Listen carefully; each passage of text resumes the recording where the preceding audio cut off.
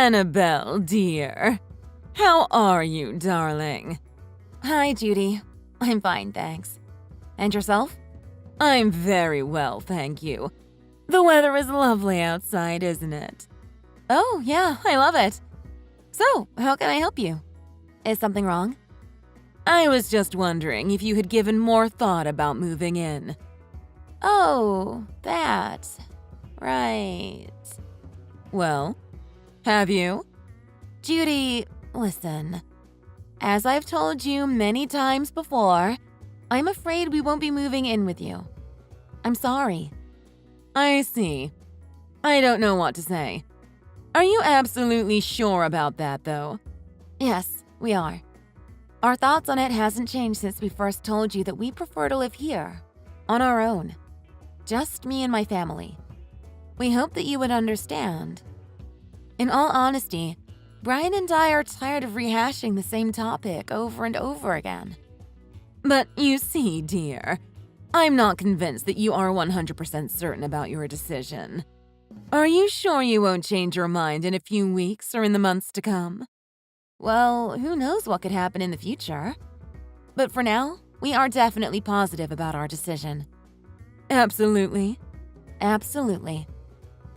Fine, if that's how you feel. Look, dear, I actually want to talk to you about something. Sophie is getting married soon. You do speak to your sister-in-law, don't you? Yes, of course. She's engaged. Oh, really? That's great to hear. I had no idea. Actually, she did say she had something to tell me this morning. So perhaps that was it. Oh, that's great news, Judy. Congratulations to her and to you too. Well, yes, that's all great, isn't it? But her boyfriend, or shall I say fiancé, Greg, is a bit of a problem, you see. He's still young, somewhere in his early 20s. So he doesn't exactly have an impressive earning, you see. Uh-huh. Which means that they might just move in with us. And stay with us perhaps for a year or so, until they can save enough to move out and live on their own. Oh, well that's great, isn't it? You've always asked me and Brian to move in with you. But now Sophie and Greg can live with you. That's what you've always wanted, right? But are you sure about that? Sorry? I don't understand. What do you mean? Am I sure about what exactly? Well, I bet that Brian, deep down, poor thing, I bet you that he actually wants to live here at home with me. But because of you and how you insist on living away from me, he has no choice but to live there, with you. Do you understand what I'm saying? I can understand what you're saying, but it sounds like I almost forced Brian to move out of your home to live with me or something. And if that's what you're implying, that definitely wasn't and isn't the case. In fact, I completely disagree. Oh, do you now? Enlighten me. Well, Brian and I talked about all of this before getting engaged.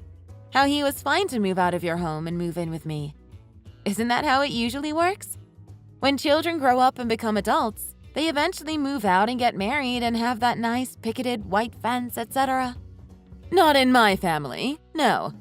Well, I'm sure that's how it usually is. And besides, Brian and I have a great place now. Jennifer loves it and we're all happy here. Oh, please. Brian is just trying to appease you. He adores his own bedroom that he's been in since he was a boy. And he always says how much he missed it whenever he comes back. Well, of course. I would too. Annabelle, you're a parent now too. Right. I would have expected you to have a better understanding of what is required to be a parent then. What do you mean by that? Well, can't you put yourself into my shoes? Don't you understand what it's like to live away from your children? Well, I can understand that, but… See? That's the problem here. I don't think you understand. If you did, then you and Brian would come and live with me right away. I'm sorry to say, but I just don't think that you get it. I would be happy to have my children go out there in the real world to live on their own. Isn't that what a parent should be doing? Meaning? Meaning, guiding our children to turn them into responsible and independent adults who can contribute to society. Without taking care of their parents? No, that's not what I meant. This isn't going anywhere. Then let me ask you this. What don't you like about my lovely house? No, it's not that. It's not that at all. Your house is awesome and I love it. But Judy, like I said, we both love our own place. It's small but cozy, and we've settled in now. And it just works, especially in terms of work. From your house to both of our offices, it would take more than an hour to commute. It doesn't even take half that amount of time from our current home. It's close to Jen's nursery, too. It's all convenient. Well, who cares about the commute? It's more important to live with your loved ones, isn't it? Yes, but… I don't understand this. We discussed for you, Brian, and Jennifer to all move into our home before, didn't we? Yes, that was a long time ago. Probably when Brian and I were about 2 years into dating. Things have changed since then. We thought that was a great idea because we were pretty broke back then. We were young and naive. But since getting engaged, things have changed. We told you many times that we'd be living separately since the engagement. Oh, no. That's absurd. You know why that is? Why? Because Brian is the type to just go along with people, including you, his wife.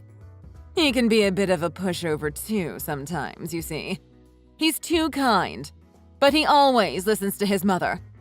Always. He will listen to me this time too. Well, maybe you should talk to him instead of me then. I would, darling, but every time I speak to him, it seems like there is always someone pulling his strings. What's that supposed to mean? It just seems like you're manipulating him. But he won't stay wrapped around your little finger for long, Annabelle. He will come to his senses one day soon. Right. By the way, I heard from Sophie that you think that Brian made the wrong choice in getting married to me. Is that true? Oh, I have no idea what you're talking about. Well, I'm going to assume that you do. And if you think that, then why don't you speak to me directly? Or even to Brian? I don't appreciate you talking about me behind my back like that. I don't think that's what family should be doing. I most certainly would never do that to you, Judy. Well, that is besides the point. I know my Brian since the day he was born. I know he's a gentle, kind-hearted boy. He deserves a woman who is just as kind, if not more, and certainly someone who would be happy to live with us. Well then, I guess I should be sorry to be his wife then. Look, just listen to what he wants for once and put his priorities before yours, won't you? Sorry, but Brian and I always make decisions together, as a couple. We both wanted to live in our own home and start building our family. We thought that would be the best, and we still think that. But what about your children? If we lived together, I could always be available to help you. Wouldn't you prefer that too? Well, we're managing just fine right now. And listen, Judy, it's not that we don't appreciate your help, because we do. You're always offering to help us pick Jennifer up from the nursery, coming to babysit her, etc. But everything is totally fine here. I can even take Jen to my office twice a week. And they look after her while I work for a few hours. But that must be lonely for poor Jennifer. She's only 3 years old. You can't leave her in an office like that. Well, there are other children there too, so she's never alone. Like I said, everything is really good. It's a part of our routine now, and it works just fine. I think if anything, disrupting her routine by changing environments would be more trouble.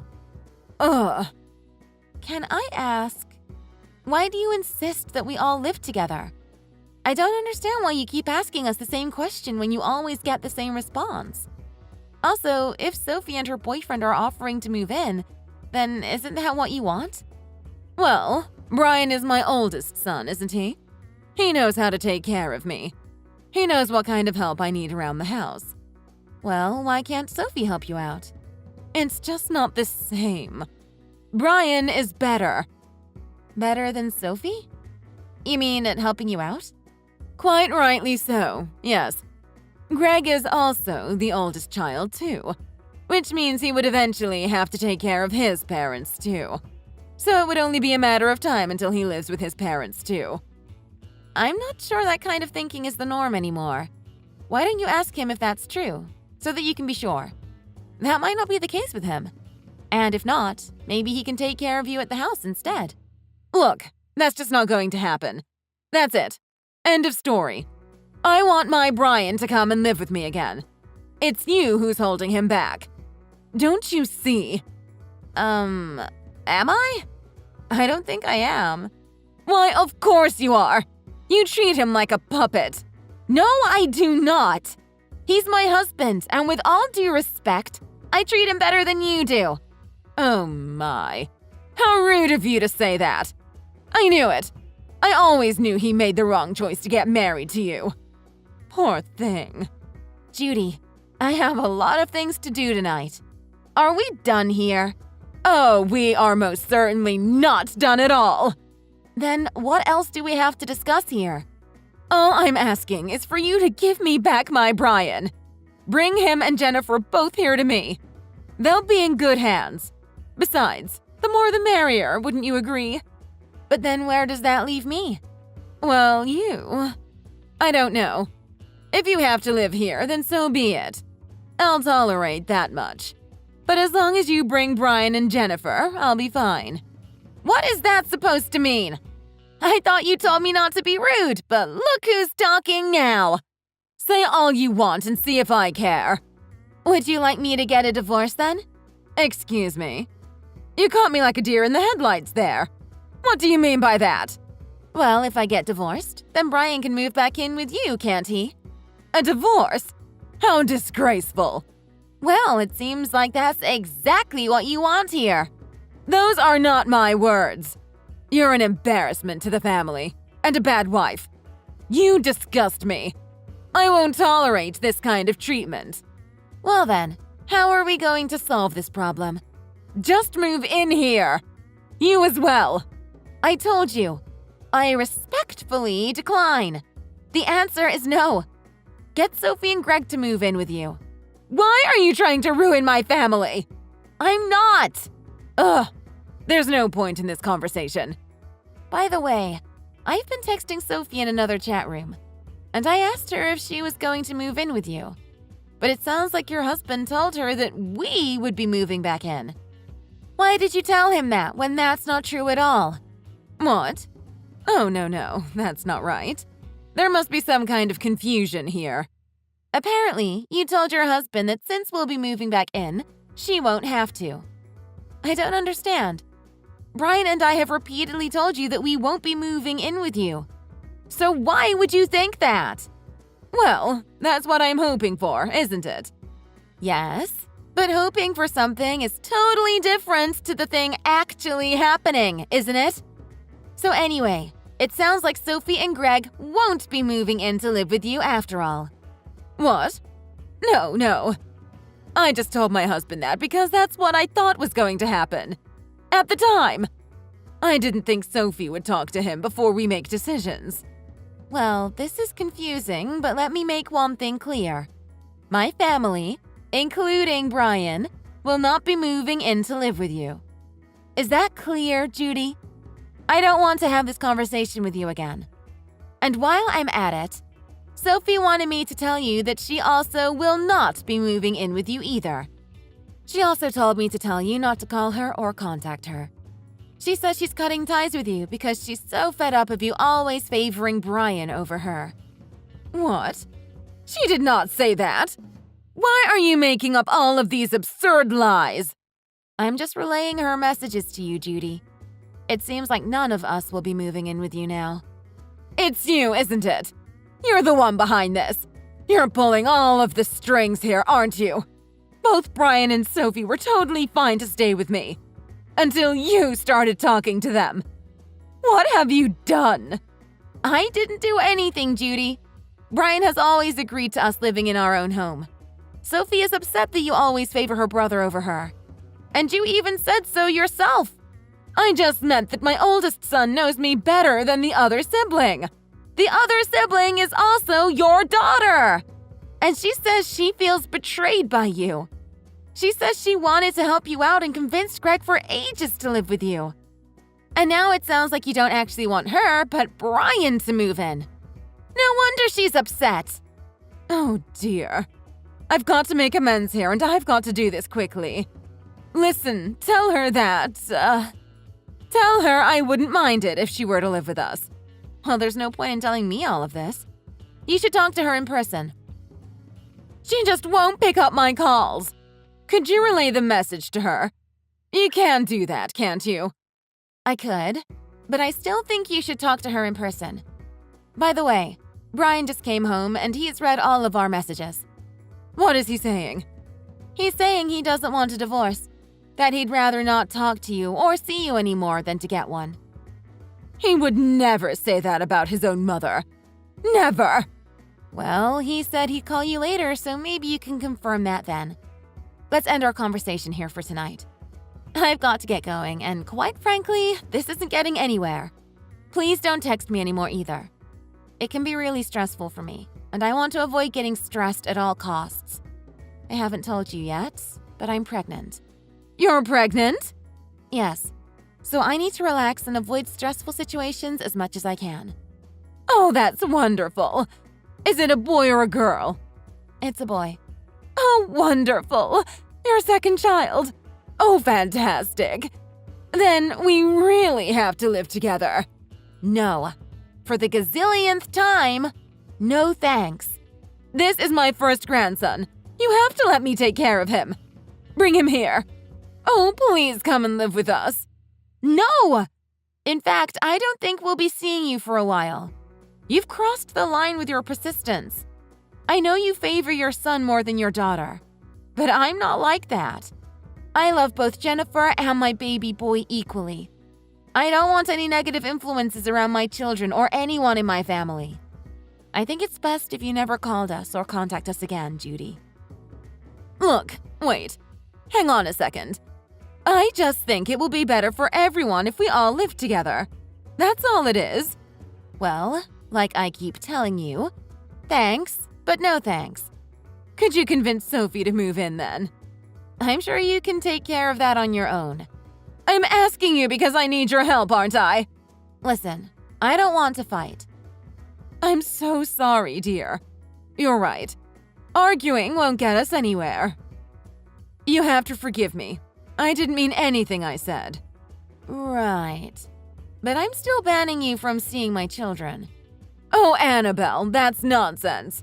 They need their grandmother. Well, they have my mother. She can take care of my children too, and she'll be a great grandma to them. Don't blame me if you never get to see your grandchildren ever again. You only have yourself to blame for that.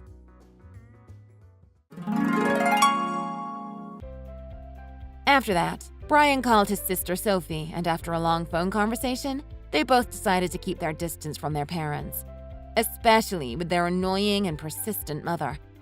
They promised that they'll keep their communication with her to a minimum.